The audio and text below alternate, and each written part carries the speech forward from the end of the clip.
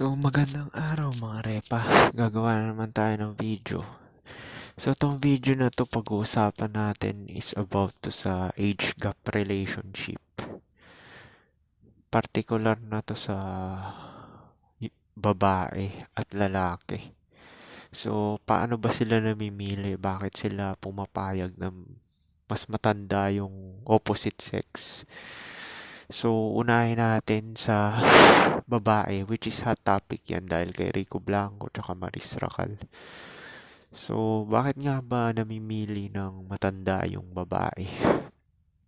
Unang-una dyan is less option yung matanda. Tsaka marami kasing factor yan bakit namimili. So, depende pa rin yan sa socio-economic status ng babae. So, kung mahirap yung babae, is mamimili siya na kahit average looking na lalaki or kahit pangapangit Hindi. Oo, kahit pangapangit Basta yung lalaki stable at mayroong property. So, nauuso na yan ngayon. Marami kasi single na lalaki na may bahay. Pinapatulan din ng average looking yan. Pero, dahil nga sa hypergamy, two-side, di ba? Hindi naman guarantee na hindi makikipag-ons yung babae. Lalo na kung bata pa siya kasi nasa explorative stage yan So, parang sinecure na niya yung long-term security at the same time, nag-i-explore siya.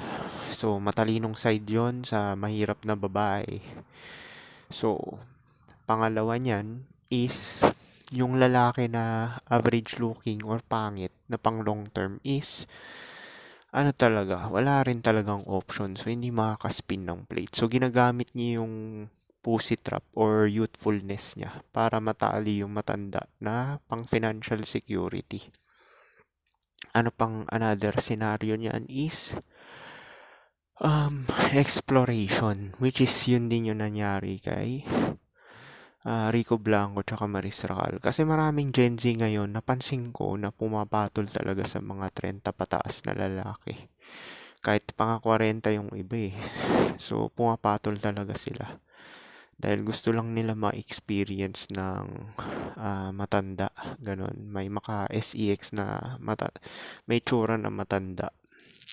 Pero ganun pa nga rin, sisiguraduhin nila yung matanda na yun. Kasi kung ons lang habol ng babae, or exploration stage is sisiguraduhin niya na meron din status yun or pera kahit pa paano para in case man madisgrasya siya is hindi siya so nakaward pa rin talaga siya sa survival pa rin. Ganun kakalkulado yung utak ng tao. So para mamili ng partner, suitable partner for long term. Long term to sinasabi ko. Pwede rin naman sigurong ons kasi meron naman nakikipag-ons sa matatanda which is yun nga yung na-experience ko, 'di ba? Itong latest na 22. So, bucket list lang din nila yan. Sa lalaki naman din, pupunta tayo sa lalaki. Lalaking side, usually niyan, kaya yung mga ibang lalaki na pumapatol sa mga matatanda tsaka kupas na lalo na yung mga hindi nagkakaanak is companionship. Lalo na pagka yung mga lalaki na yan is average looking or sub 5 talaga. Wala, as in zero. Minsan pa nga single mother pinapatulan nila. Kasi lalaki kasi less options talaga yan. Pagka hindi yan high tier normie yung muka. Pag average looking lang yan, need talaga ng pera. So, ganun pa rin. Kaya pumapatol yung mga lalaki na ganyan sa matatanda is matatandang babae is wala talaga silang option. Yun lang naman yun less option nila kaya sila pumapatol na kahit na hindi na sila magkaanak for the sake lang ng romanticism kasi brainwash, 'di ba? Kailangan nakasama ganyan. Pero sa totoo lang dahil black pill kung plano mo magpamilya at anak is wag ka na pumatol sa mga matatandang babae kasi out of the picture na yan Tsaka ganun din. Dahil ikaw lalaki, sa'yo din yung burden ng silbidor tsaka pag-provide. So kahit pa matanda yung babae na yun, dahil pinili ka niya na bata, ibig sabihin kakayod ka pa rin talaga. So itong mga lalaki na pumapatol na to, is ito yung wala talagang value, low value. Hindi sa low value na mababa sila socioeconomic or dahil sa looks. Low value sila kasi pumatol sila sa matanda na yung fertility time period is hindi na mapapakinabangan. Yun yung meaning ng low value na lalaki. Na ano, kung pera-pera pa nag-uusapan na, i-disregard mo yung looks. Kasi ang totoong value talaga ng tao, both gender to lalaki at babae, is yung looks talaga. Tsaka yung security, financial security. Sa bagay, secondal lang yun eh. Kasi minsan talaga, sa nature kasi yung looks kasi, di ba yung mga matitipuno, matatangkad, tapos sabay yung symmetrical yung face. Yun talaga pinipili. Wala namang pera sa nature, di ba? Namimili yung mga hayop, di ba? So, looks pa rin talaga. Pero ngayon kasi, dahil nasa lipunan tayo, is nagkakaroon ng chance yung mga average looking tsaka mga pangit sa pamamagitan ng long-term security or pagbe-beta box. So, lahat ng nasa relasyon, beta boxing yan. Kasi nga, Mother Nature na mimili eh. Long-term security, survival lang pinag-uusapan. Hindi to ONS or FWB. Kasi kung ONS or FWB, doon na sila sa may itsura, di ba? Sinabi ko na rin sa inyo yan. Tsaka majority ng mga nasa relasyon ngayon, mga lalaki is beta box provider talaga yan for long-term security. Tsaka mga average looking to pangit talaga yan, yung mga lalaki na yan. Kaya sila napipili ng babae. Tsaka bihira lang din naman yung mga maitsura talaga na lalaki or pogi na sinasabi natin or high-tier normie. Diba 20% nga, diba? Sinasabi ko sa inyo. Yung may itsura talaga. Matatapyasan pa yan. 10% lang yung totoong talagang chad. Tapos yung 10% na is high-tier normie lang talaga yan. So, yung iba naman na mga average looking na marami rin naman nakaka-ons din yung mga yan eh. Basta may fuckable lang sila ng katawan. Kasi napaka-rare lang talaga nung may itsura talaga yung pogi talaga na lalaki talaga. Na yun nga rin pala, 'di ba si Michelle Ortega ba yun? 21 pumatol kay Johnny Depp. Inamin na niya nagde-date sila. Nauuso na rin kasi, isa na rin factor yan yung brainwashing tsaka trends. Dahil sa Gen Z, trends kasi yan ngayon eh. Trend na pumatol sila ng matatanda. Kasi parang binabucket list nila yan eh. Hindi ko alam eh. Feeling ko nga ganun nga yung katayuan ko. Parang nilalagay ako sa bucket list. Nilalagay ka, promise kung may tsura ka na lalaki, ilalagay ka nila sa bucket list na Kaya hindi rin maganda talaga makipag long term talaga sa babae kasi nga, ah, exploration lang yan, exploration. Pero yung magsisecure naman ng talagang stable na relationship is mahirap, mahirap na babae, di ba? Below sa socio-economic. So, wala ka talagang panalo sa babae kasi siya picker eh. Kalkulado yan, Mother Nature na mimili. Yung isang side, beta box, long-term security, which is nasa relasyon yan. Relation is for survival yan. Di ba na-debunk ko na yan? Lahat ng relasyon is for survival. So, pag nasa relasyon yung lalaki, siya talaga yung gagamitin talaga for long-term security or survival. Kung wala naman siyang pera, ganun pa rin, gagamitin pa rin siya yung labor niya, tsaka yung security niya, tsaka yung pagiging silbidor, siya maglalaban yan, siya mag-ano lahat. Kung yung lalaki na yun is gusto maging palaasa, siya yung maglalaba, parang yung kay Renan, di ba? Si Renan naglalaba, ganun. Kasi nga, hindi papayag yung babae na hihilata ka lang. Sa babaeng side, merong ganun eh. Humihilata lang talaga eh. Tapos lalaki yung kumakayod lahat eh. Pero sa babae, hindi. Aalis talaga yan. Hindi papayag sila na one-sided. Lalo na sila pa-picker. Kalkulado yan. Kasi namimili talaga niyan. Nature eh. Mother nature talaga eh. So, yun yan. Ano pang another factor bakit pumipili ng companionship? Yung mga lalaki na bata pa pumipili na matanda. Companionship or um, kung siguro sugar mommy. Merong iba rin ganun lalaki na sugar mommy. Pero ganun pa rin, magsisilbi pa rin sila, silbidor. Na ano, parang yung nangyari kay Ai, di ba? Tangina, akala nung lalaki naka-jackpot siya kasi 26, 26 pa lang siya. Ngayon, siya nagtatrabaho sa Amerika. Yung lalaki yung kumakayod sa Amerika. Nabaliktad yung sitwasyon. Kasi ganyan yung babae, papakagating ka lang yan sa una eh. Tapos magbabaliktad yung sitwasyon. Kasi iniisip niya jackpot siya, 'di ba? Dahil mayaman si Ai. Hindi niya naisip na matanda na yung babae, hindi na mapapakinabangan sa labor force yun. Syempre, sariling kapakanan niya pa rin iisipin niya, which is yung pag nagkasakit siya. So, ginawa niya is talagang inunan niya yung sarili niya. Ano, malamang ang ano nun, hiwalay tayo or ikaw magtrabaho. So, ganun nangyari, baliktad. Yung lalaki nagtatrabaho sa Amerika. Hindi ka makakalabang sa mother nature, sinasabi ko sa inyo. Ano, kahit pa yung ons na yan, yung one night stand, nako, kung pogi ka, below sa yan. Sinasabi ko sa iyo, below yan. Tanungin mo man lahat ng pogi dito, hindi yan makaka one night stand ng ano. Kasi yung babae, kung maganda yan, ang game sa babaeng maganda is pera, beta box. Tatali nila talaga yung ano, yung yung maganda na kasi siya eh. Nandun na siya sa top ng hierarchy, 'di ba? Sa looks.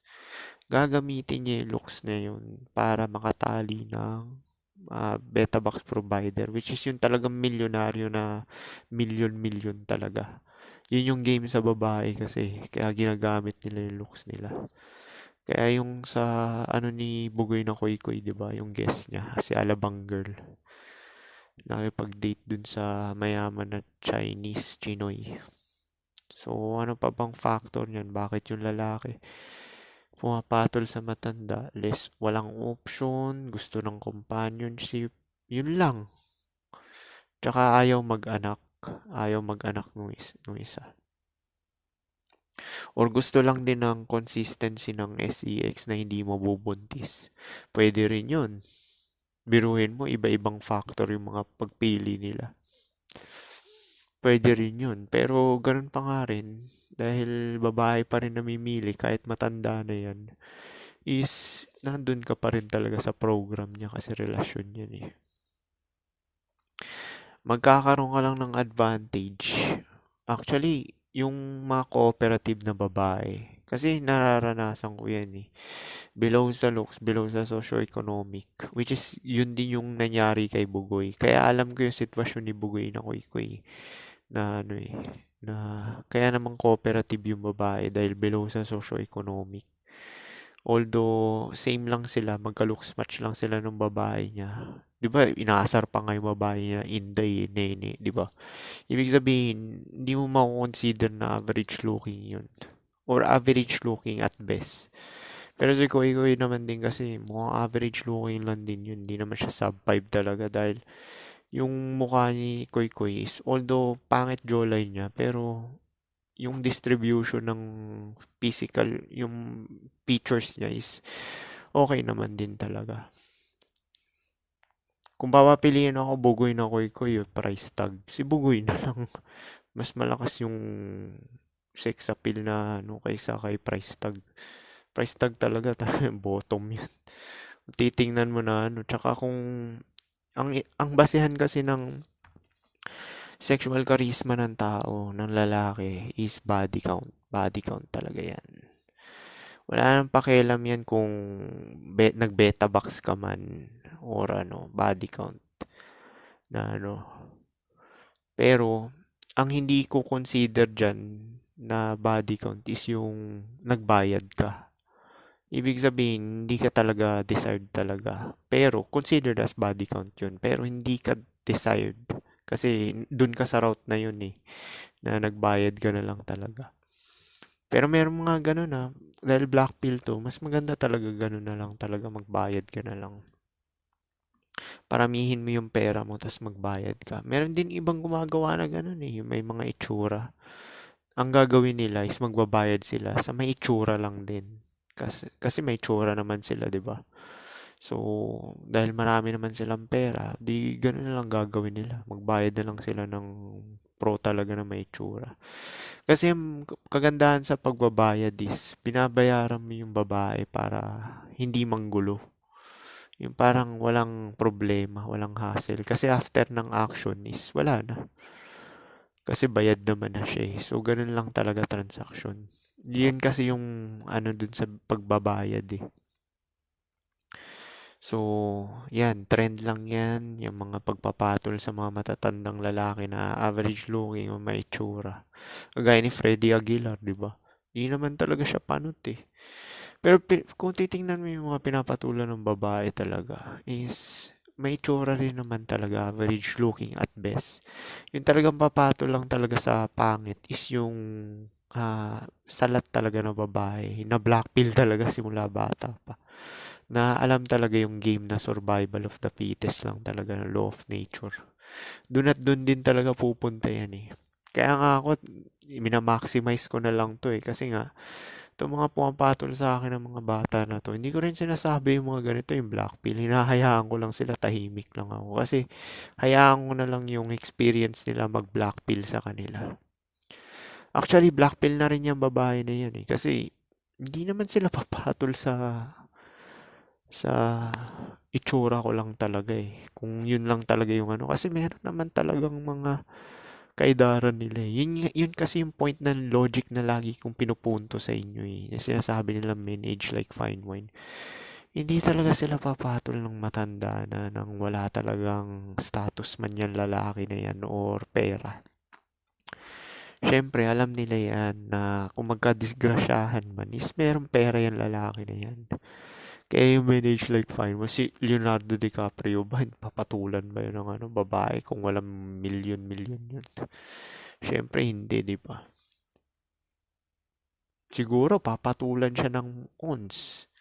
Papatulan siya pero below yung papatol sa kanya. Eh, siyempre, may tsura siya eh, tsaka milyonaryo eh. Para saan pa yung itsura niya tsaka milyonaryo niya? Eh, papatulan niya lang din yung ka-looks match niya.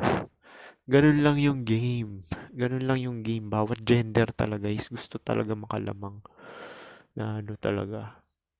Ganun kasi yung game na ano eh.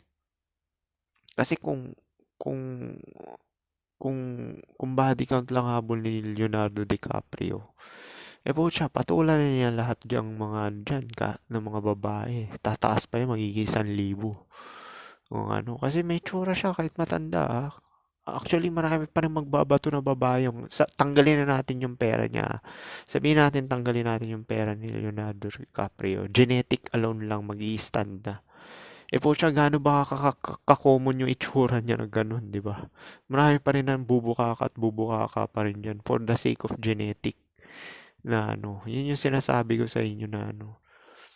Pero syempre, dahil may pera siya, tsaka ano, itsura, ba't ka papatol sa below sa'yo, di ba? Doon ka na sa ano, doon ka na sa ka-looks match mo. Actually, wala nga rin din siyang ka-looks match eh. Lahat below sa kanya eh. Kasi nasa top na siya eh. Siya na yung apex predator talaga eh. Na nasa top na siya ng hierarchy ng aesthetic eh. Kung titingnan mo lahat ng mga nakapartner niya, wala, below talaga lahat sa kanya.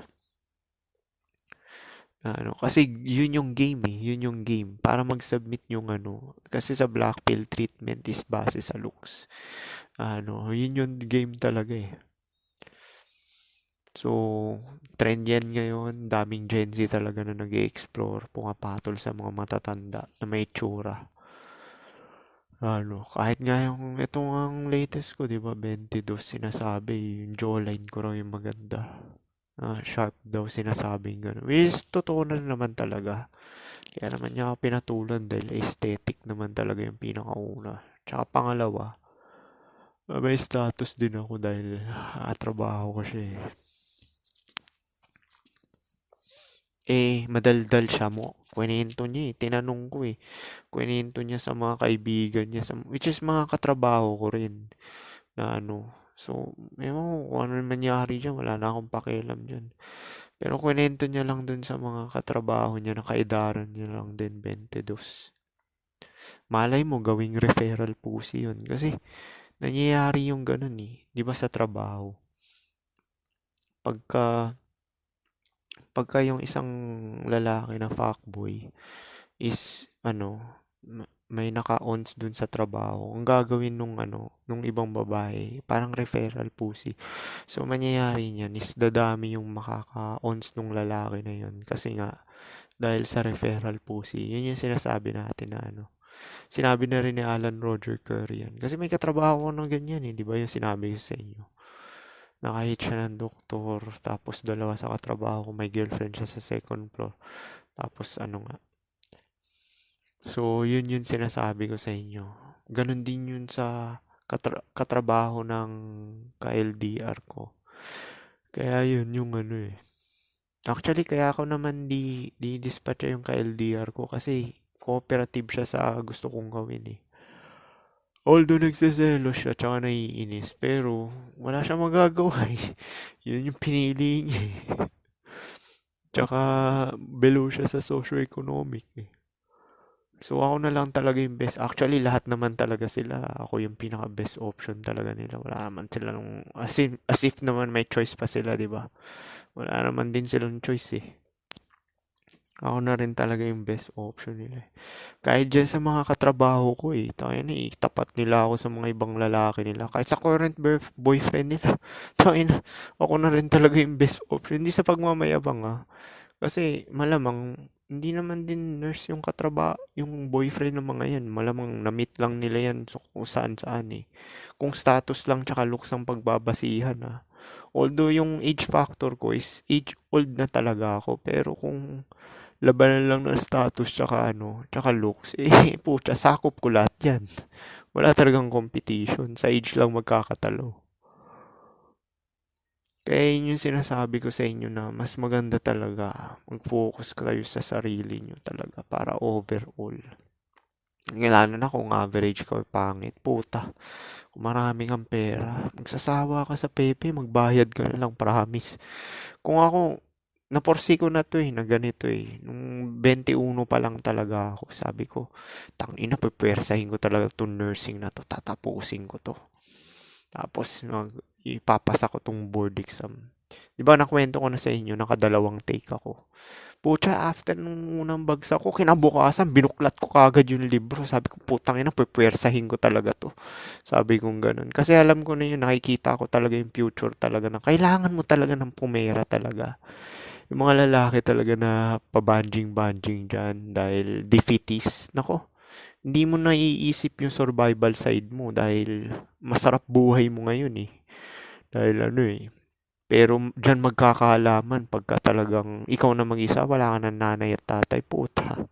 Tapos, kuwari ikaw umaasa ka sa babae dahil pinapalamon ka. Mawala lang yan, pucha, dun na magkakaalaman. Talaga mabablockpill ka sa survival side ng buhay.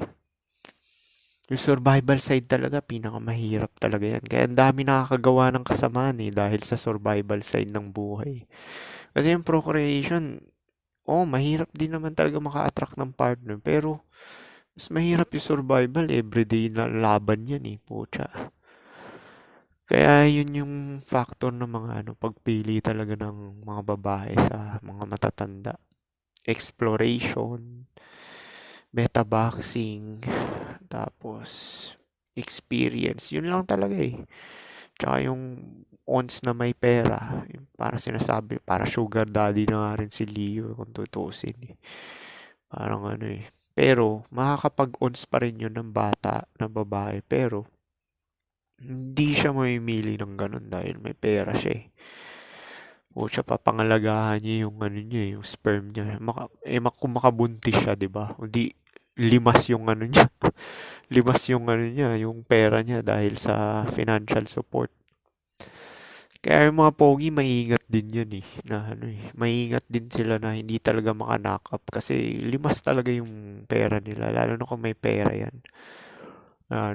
Kasi yun yung labanan talaga Sa babaeng side naman, yung kagandahan nila, ginagamit nila, makatali talaga ng beta box talaga milyonaryo.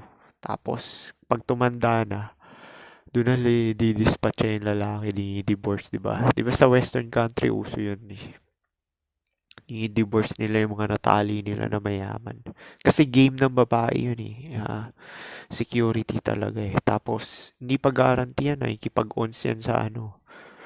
Nakikipag-ons yan sa mga may tsura.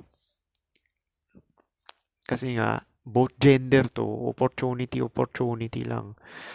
Kung marami lang opportunity, karamihan lalaki, bakit hindi, di ba?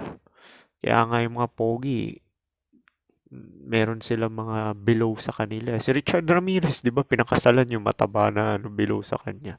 Kasi yun yung stable eh, pero malamang nakikipag-ons pa rin talaga ng iba yun. Kasi ganun talaga yung long-term security, long-term relationship. Sa stable at stable ka pa rin talaga mag-i-stay. Doon ka sa stable talaga. Na hindi ka bibigyan ng sakit ng ulo, di ba? Si Bugoy na Koy, ganun lang din. Although kapilit nun, beta boxing. Sa bagay, matutuklasan din to ni Bugoy na Koy pagka humina yung business niya. Kaya nga, hindi siya pwedeng pumetics eh. Kaya tingnan mo grind siya ng grind everyday. Kasi nga, yun talaga eh. Ang dami niyang friends, ang dami niyang babae, di ba? Ganun talaga, marami kang ngayon. Ako yung lifestyle ko, hindi ganyan eh. Once FWB lang, tapos long term. Yung babae na papayag sa program ko na simpleng buhay lang, may makain at tirahan, is okay na. Plus, hindi pa ako mag-aanak. Kung anong habol nila sa akin. Pucha, walang anak eh. Walang... Kaya dinidikdik ni Rolo Tomasi yan eh. Yung ano eh. Huwag talaga mag-anak eh. Para may freedom ka talaga eh. Kasi, tangin na, pera mo, di ba? Pang-promo na lang. Ang dami na ring mga manosphere na nagpo-promote ng pro. Pero ako nauna. Ako nauna. Si Psych Hack. Dati ko pa sinasabi yan eh. One year ko na sinasabi yung pagpo-pro na yan eh. Yung iba talaga mga lalaki, matitigas talaga ulo. Tangin na gusto nila genuine desire yung pinili sila ulol. Pera-pera lang din lalabanan. Kung hindi ka pogi, hindi mo makukuha sa ons yung gusto mo. Is talagang mag-pro ka na lang talaga. Dahil pa kasing lalaki na delusional eh na tapos yung iba nagiging hater na. Putang ina. Yung mga hater na yan, yung mga woman hater na yan, one blowjob away lang yan. Baka i-BJ lang sila ng babae. Tangina, mawala na yung pag-inis nila. Karoon sila ng post-nut clarity. Maraming side na red pill na ganyan eh. Kasi mostly ng mga red piller na matatanda na is wala talaga ganong karanasan yan. Tsaka yan yung mga dinivorce kasi nga tanga-tanga 'di ba nagpakasal yung mga after nila i-divorce ng asawa nila gumawa ng red pill na tuklasan sila Sandman yung mga kung ano pang red pill pero hindi nila binabanggit yung lookism tsaka yung game yun talagang game over talaga eh yun talaga yung pinaka game over na mas mapili talaga yung babae sa looks talaga sila talaga yung mas maarte. Kasi magpapatunay yan, swiping statistics ng dating apps eh. Biruin mo. For short term to ha. Kasi dating apps short term yan. Wala seryoso dyan na lalaki, promise. Yung dating apps na yan, walang seryosong lalaki dyan. Lahat yan per ons. So, swiping statistics, 80% di man desirable and attractive. Pero kung umikot ka ng lipunan, may makikita ka maraming lalaki na di ba? Nasa relasyon, may anak pa nga eh. Tapos titingnan mo yung mukha, average looking to pangit. Yung karamihan pa nga pangit eh, tutuusin eh. Kasi yun yung stable talaga, ganun mamili babae. Parang Chad mag-isip yan eh. Yan yung sinasabi ko sa inyo. Di ba may nag-comment na rin. Lahat ng babae, 100%. Nagbubuhay Chad yan. Sila nag-i-spin ng plates, tapos sabay meron silang pang long term na ikipag-ons pa yung iba. Yung iba pa nga nagpo-pro pa, di ba? Yun yung masaklap yung nagpo-pro na sa ititang ina talaga. Bigla natuklasan mo, nagpo-pro pala yung karelasyon mo, no? Okay lang sana kung i-divulge sa'yo, di ba? Na nagpo-pro para sa kabuhayan nyo. Kung lalaki ka, kung open-minded ka, papayag ka na lang din, di ba? Basta wag lang siya mabuntis. Kasi kung mabuntis, iwan mo na. Sa akin, kung nagpo-pro yung babae, okay lang din eh. Wala na akong pakialam niya. Basta wag ka mabuntis. Kasi kung mabuntis ka, ay putya, iwan na kita. Kasi wala na akong talagang pakialam dyan sa ano eh, sa body count or ano. Kasi lahat naman tayo talaga mamamatay rin naman. Tsaka yung priority ko is stable lang din talaga. Hindi naman din ako mag-aanak. Ba't ko proliferate yung ano ko, yung genetic line ko. Ayoko nga magkaroon ng attachment dito sa physical na to na panandalian lang. Siyempre priority ko yung spiritual side. Kasi nandun yung peace. Yung kalayaan, di ba? Nasa utak, nasa mindset. Yun yung priority ng mga Buddhist eh. Yung ano, ayaw nila magkaroon ng attachment sa physical kasi nga, ito ay panandalian lang. Tsaka, ayaw nila mag-reincarnate, which is yung procreation nga. So, paano? Yan yung mga factors bakit namimili yung both gender ng mas matanda pa sa kanila, yung lalaki at babae. Halos same lang din, di ba? Pero yung sa lalaking side lang talaga pinakatalo kasi nga, hindi naman ikaw picker eh. Tsaka less ang option mo, lalo na kung average looking ka or pangit. Eh kung gusto mo mag-procreate, is dun din talaga yung route mo. Eh sa akin, out of the picture yan. Kaya pinapatulang ko kung sino-sino na lang dahil hindi naman talaga ako makaka-procreate eh. Which is, pasalamat talaga ako dahil malaking plus factor sa akin yun eh. Ayoko talaga mag-procreate. Kaysa naman sa mag-condom-condom pa ako, di ba? Condom-condom ka, tapos sabay, ako kahit di ako mag-condom, basta wag ko lang ilabas sa loob, hindi talaga ako makakabuntis. Kaya kung may mabuntis man ako dyan, papa-DNA ko yan dahil hindi ako maniniwala dyan. So, paano? Yun lang. Peace.